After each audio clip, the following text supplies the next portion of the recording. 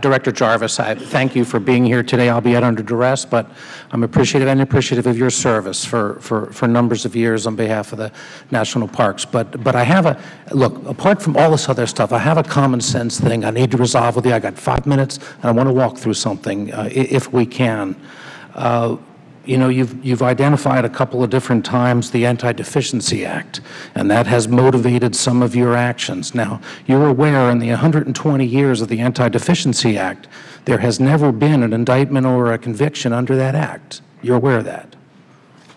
I was not aware of that. Well, there hasn't been. Okay, so I guess what that suggests is there's moments in which, even despite we use discretion, I know you've identified yourself as having worked as a park enforcement officer at a previous time. Have you been to Valley Forge Park at any point in time during your service? I've never worked there, but I've been there. You've been there. It's a marvelous place. I'm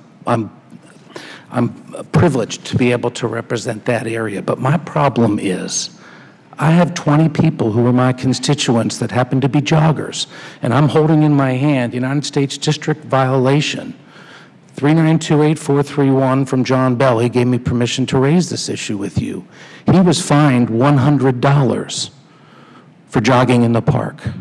Now, I'm asking you, you have identified yourself as having significant prosecutorial discretion. And I'm asking you right now, this has nothing to do, these are the people being called in. Mr. Bell and others are going to have to take time off of work. They're going to have to hire attorneys. They're going to have to, you are going to have your people go to court and spend hours sitting in the federal district court in Philadelphia, miles away, simply to enforce a $100 citation.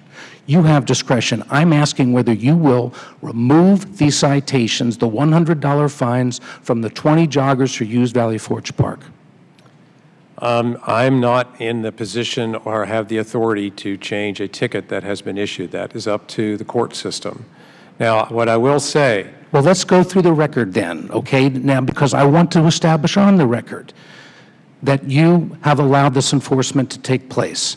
So it's your position that they are obligated to pay this fine.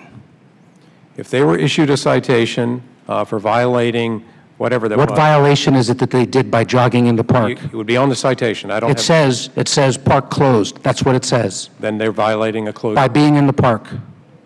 I believe that was a parking ticket, actually. No, it's not a parking ticket. Look at the parking ticket goes to the vehicle. This was, they parked in that lot. You have an obligation in order to identify the areas where the enclosures are. You had barricades, not much signage. Again, under the law, this is the public notice requirements that you have under the law. The barricades were placed in a place where it was entirely foreseeable on a Sunday morning when this jog took place that they were still there from Saturday night. The signage was no bigger than this, and in fact, you went to a parking lot in which there was no signage. And you have an obligation under the law to make sure that it's all along the boundary of the affected park locale. So as a matter of law, I question whether or not you gave appropriate notice. Did you, in addition, publish in the newspaper that the parks were closed? We published on our Internet website. In the local newspaper, as it says, you have obligations to publish in newspapers of general circulation in the affected area. So did you do that?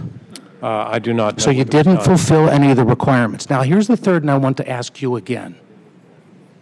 You said that people were entitled to sit in the parks here, occupy, because they were protesting. And any group of less than 20 is entitled to be in the park and protest. How do you know by jogging in the park they weren't protesting either for or against the health care law by exercising their right to be out in the open and showing what good, healthful lifestyles can do? In the closure order that I issued on October 1st, we did— Is that or not, could that possibly be an expression of their First Amendment rights? I would say that would be a very difficult case. You said it was content neutral. May not exercising in a space be concerned to be an exercise of their constitutional rights, their First Amendment constitutional rights? Sir, if you let me finish my sentence.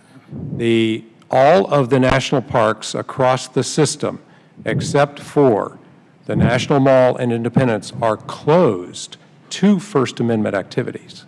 That's in my closure order. So Why are they closed? What's the selective enforcement? Why can't somebody in Valley Forge Park have the same ability to use their First Amendment rights as somebody at Independence Hall 20 miles away? because the Independence and the National Mall are treated nationally as sites for First Amendment. The parks are closed because we don't have an appropriation. In the case of Acadia, But what's the individual crossed the appropriation line. needed? Are you aware that that the jogging paths are entirely contiguous to the public throughway that goes through, and the alternative is for those joggers not to jog on the paved path next to the open highway, which you have already identified the throughway, that they run in the street where they have the opportunity to be hit by cars? Real quickly, a response. I'm not aware of that detail. So the last thing, you're going to make these people go to court over $100. Is that accurate? Time of the gentleman has expired. Time of the gentleman has expired. May you answer the question? Is it your position that this was not a First Amendment right and that they must go to court to protect their The First time of the Amendment? gentleman has expired, and